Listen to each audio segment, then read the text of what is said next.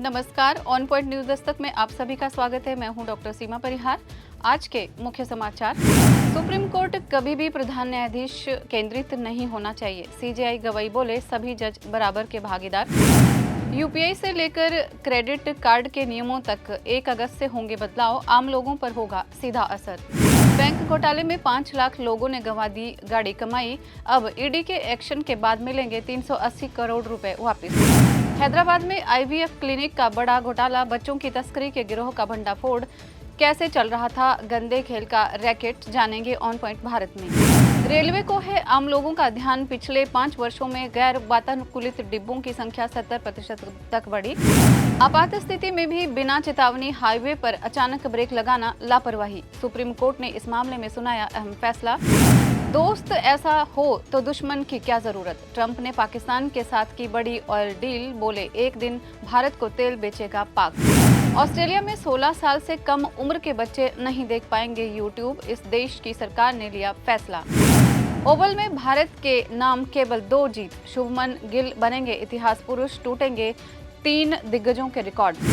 और दिल्ली एनसीआर में रात से हो रही बारिश, देश में वर्षा से बिगड़े हालात, केदारनाथ यात्रा हुई स्थगित। और अब समाचार विस्तार से।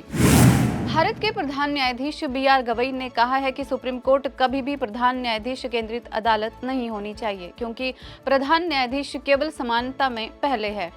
सीजेआई ने कहा कि उन्होंने हमेशा बार और बेंच को न्याय प्रशासन के संस्थान में समान भागीदार माना है। प्रधान न्यायाधीश बीआर गवई ने बुधवार को supreme court bar association SCBA के आयोजित एक समारोह में कहा, मेरा मानना है कि प्रधान न्यायाधीश केवल समानता में पहले है और सर्वोच्च न्यायालय कभी भी प्रधान न्यायाधीश केंद्रित अदालत नहीं होनी चाहिए। उन्होंने कहा कि सर्वोच्च न्यायालय सभी न्यायाधीशों और बार के सदस्यों की अदालत होनी चाहिए, इसलिए वो लोकतांत्रिक कार्यप्रणाली में विश्वास करते हैं, इसलिए वो जो भी निर्णय लेते हैं वे पूर्ण अदालत के निर्णय होते हैं। सीजेआई ने कहा कि सर्वोच्च न्यायालय ने पिछले कई वर्षों में 26 मई से 11 जुलाई के बीच आंशिक कार्य दिवसों के दौरान सबसे अधिक मामलों का निपटारा किया है। इस वर्ष शीर्ष अदालत ने अपनी पारंपरिक गर्मी की छुट्टियों को आंशिक अदालत कार्य दिवस के रूप में पुनः नामित किया था। 1 तारीख से अगस्त महीने की शुरुआत होने जा रही है। महीने की शुरुआत के साथ कई ऐसे नियमों में बदलाव होने जा रहा है जो आम लोगों के जीवन पर सीधा असर डालेंगे। नए महीने की शुरुआत के साथ ही भारतीय राष्ट्रीय भुगतान निगम यूपीआई के नियमों में बड़ा बदलाव करने जा रहा है। अगस्त की शुरुआत के साथ यूपीआई यूजर्स को एक बड़ा बदलाव देखने को मिलेगा। नए महीने से यूपीआई यूजर्स एक दिन में केवल 50 बार ही बैलेंस चेक कर पाएंगे। नए नियमों के अनुसार यदि किसी के पास भी 1 से अधिक यूपीआई ऐप हैं तो यूजर प्रत्येक ऐप पर केवल 50 बार अपना बैलेंस चेक कर पाएंगे। कई लोग अपना समय बचाने के लिए कुछ पेमेंट्स को ऑटो पे मोड पर रखते हैं और जैसे ही उसकी निर्धारित तिथि आती है बैंक खाते से पेमेंट कट जाता है, लेकिन अब इसमें भी बदलाव देखने को मिलेगा। महाराष्ट्र के एक बड़े बैंक घोटाले में प्रवर्तन निदेशालय यानी ईडी ने 380 करोड़ रुपए की संपत्ति को वापस करवाने में कामयाबी हासिल की है। ये संपत्ति अब करीब 5 लाख ठगे गए जमाकर्ताओं को लौटाई जाएगी। ये मामला पनवेल के करनाला नगरी सहकारी बैंक से जुड़ा है। इसके पूर्व चेयरमैन और 4 बार के विधायक विवेकानंद शंकर पाटिल पर धोखाधड़ी और धन की हेराफेरी का आरोप लगाया गया है। ईडी ने बताया कि ये संपत्ति महाराष्ट्र सरकार के एक नामित प्राधिकरण को सौंपी गई है ताकि इसे पीड़ित जमाकर्ताओं में बांटा जा सके। पाटिल को जून 2021 में ईडी ने गिरफ्तार किया था। उनके खिलाफ पुणे पुलिस की आर्थिक अपराध शाखा की ओर से फरवरी 2020 में दर्ज एक एफआईआर के आधार पर मनी लॉन्ड्रिंग का मामला चल रहा है। पुलिस का दावा है कि पाटिल और बैंक के अन्य अधिकारियों ने आरबीआई के दिशा निर्देशों और बैंकिंग नियमों को ताक पर रखकर 63 फर्जी लोन खातों के जरिए 560 करोड़ रुपए की हेराफेरी की थी।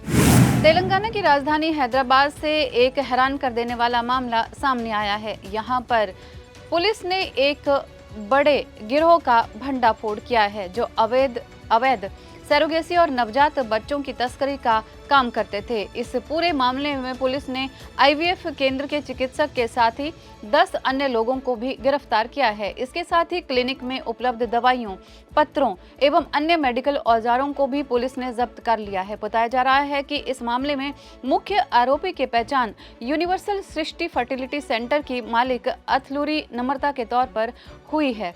इस मामले का भंडाफोड़ तब हुआ जब एक दंपति ने शिकायत दर्ज कराई। शिकायत में इस दंपति ने बताया कि सरोगेसी के जरिए बच्चा पैदा करने के लिए आईवीएफ सेंटर को 35 लाख रुपए का भुगतान किया गया था। वहीं इस शिकायत में बताया गया है कि इस दंपति ने पिछले 9 महीनों में कई अन्य भुगतान भी किए हैं। इसके बाद पता चला कि सरोगेसी के जरिए पैदा हुए नवजात शिशु के डीएनए उनके डीएनए से बिल्कुल भी मैच नहीं खाता है। जब इस बात का शक दंपति को हुआ तो उन्होंने इसकी शिकायत पुलिस में दर्ज कराई। इस शिकायत के आधार पर पुलिस ने जाँच शुरू की तो पता चला कि मुख्य आरोपी डॉक्टर अथलूरी नम्रा अपने आईवीएफ सेंटर के जरिए बड़े पैमाने पर सरोगेसी और प्रजनन घोटाला कर रही थी। जांच में पाया गया है कि बच्चे के असली माता पिता असम के रहने वाले हैं और वो हैदराबाद में रहते हैं। पुलिस ने बताया कि बच्चे के असली माता पिता को पैसे देकर उनसे बच्चा खरीदा गया और इस दंपति को सौंप दिया गया। वहीं जब शिकायतकर्ता को बच्चे के बारे में शक हुआ, उन्होंने डीएनए जाँच कराई जो मैच नहीं किया। इसके बाद इस घोटाले का पर्दाफाश हुआ।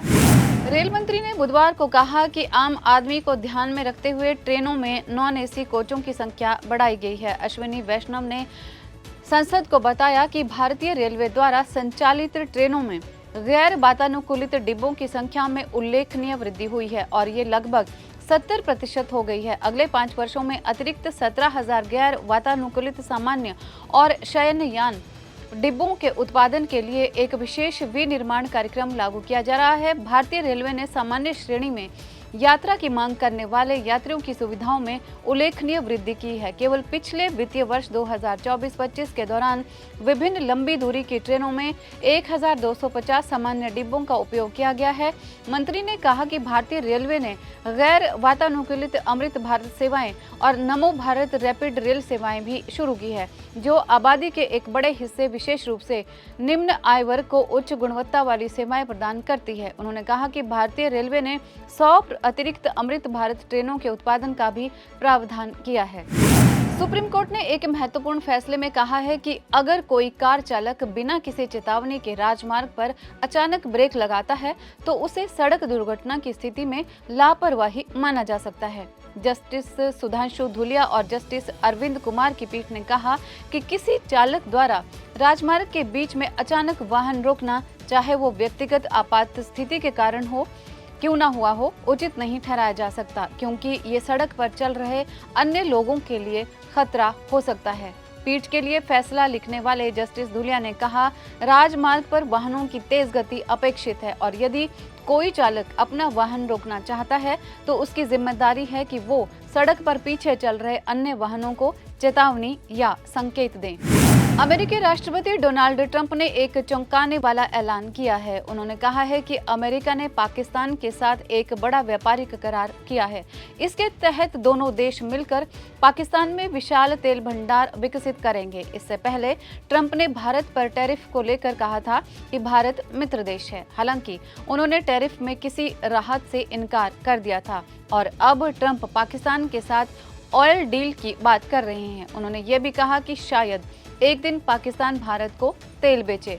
हालांकि ये साफ नहीं है कि ट्रंप किन तेल भंडारों की बात कर रहे हैं। ऑस्ट्रेलियाई सरकार ने घोषणा की है कि यूट्यूब उन इंटरनेट मीडिया प्लेटफॉर्म में शामिल होगा जिन्हें दिसंबर से ये सुनिश्चित करना होगा कि यूजर्स की उम्र कम से कम 16 वर्ष हो। यूट्यूब को पिछले साल नवंबर में एक अपवाद के रूप में सूचीबद्ध किया गया था, जब संसद ने दुनिया का पहला ऐसा कानून पारित किया था जो 16 साल से कम उम्र के बच्चों को फेसबुक, इंस्टाग्राम, स्नैपचैट, टिकटॉक और एक्स जैसे प्लेटफॉर्म पर प्रतिबंध कर देंगे। आयु प्रतिबंध 10 दिसंबर से प्रभावी होंगे और कम उम्र के यूजर्स को बाहर करने के लिए जिम्मेदार कदम उठाने में विफल रहने पर प्लेटफॉर्म पर 5 करोड़ ऑस्ट्रेलियाई डॉलर तक का जुर्माना लगाया जाएगा। ये कदम अभी तक परिभाषित नहीं किए गए हैं।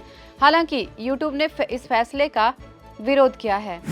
भारतीय क्रिकेट टीम के लिए द ओवल में गुरुवार यानी कि आज से शुरू हो रहा 5वां टेस्ट कई मायनों में अहम है।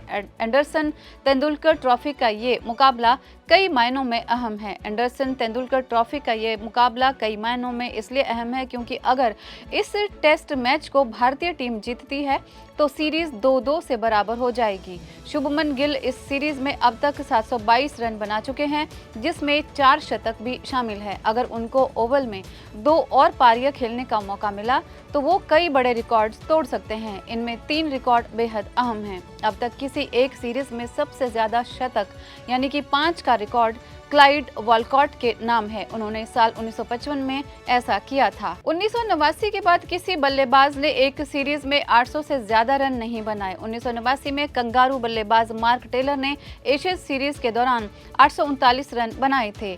डॉन ब्रैडमैन ने 1930 की एशेज में 974 रन बनाए थे, जो अब भी रिकॉर्ड है। गिल को ये तोड़ने के लिए 252 रन और चाहिए, जबकि उन्होंने इस सीरीज में एक बार 252 से ज्यादा रन बना चुके हैं। गिल ने एजबेस्टन में 269 रनों की पारी खेली थी।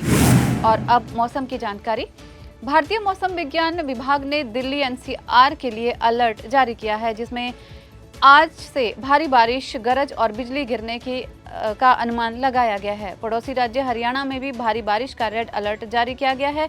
अगले 1-2 घंटों में दिल्ली एनसीआर क्षेत्र के कई हिस्सों में तेज से बहुत तेज बारिश होने की संभावना है। उत्तराखंड में भारी बारिश के कारण भूस्खलन से मार्ग बाधित होने की घटनाएं लगातार बढ़ रही है। इसका प्रभाव चार धाम यात्रा पर भी पड़ा है। गौरीकुंड हाईवे सोनप्रयाग से आगे 70 मीटर बह गया है। इस कारण केदारनाथ धाम की यात्रा पूरे दिन के लिए स्थगित कर दी गई है। हिमाचल प्रदेश में चंबा की जंदरोग पंचायत में मंगलवार रात बादल फटने से गांव भगसियार और ढलियार में भारी नुकसान हुआ और लोगों ने भागकर अपनी जान बचाई। उधर चमोली के ज्योतिर्मठ में देवग्राम पंचायत के राता तोक में भूस्खलन के कारण 2 आवासीय भवन क्षतिग्रस्त हो गए हैं। रुद्रप्रयाग में द्वितीय केदार मध्येश्वर को जाने वाले पैदल मार्ग पर मोरखंडा नदी पर बनी लकड़ी की अस्थायी पुलिया की सुरक्षा दीवार भी क्षतिग्रस्त हुई है। जम्मू कश्मीर में तेज वर्षा और भूस्खलन के कारण 3 शिक्षकों सहित 4 लोगों की जान चली गई। उधर उधमपुर के 2 शिक्षक रामबन जिले में नत्था टाप के पास बरसाती नाले को पार करते हुए पानी के तेज बहाव में बह गए। अनंतनाग में पेड़ गिरने से एक व्यक्ति की मृत्यु हुई, जबकि हंदवाड़ा में यात्री बस के पलटने से एक सरकारी शिक्षक की मौत हो गई। आज बस इतना ही। देश और दुनिया से जुड़ी इसी तरह की तमाम जानकारियां पाने के लिए जुड़े रहिए ऑन पॉइंट भारत के साथ। धन्यवाद। जय हिंद, जय भारत।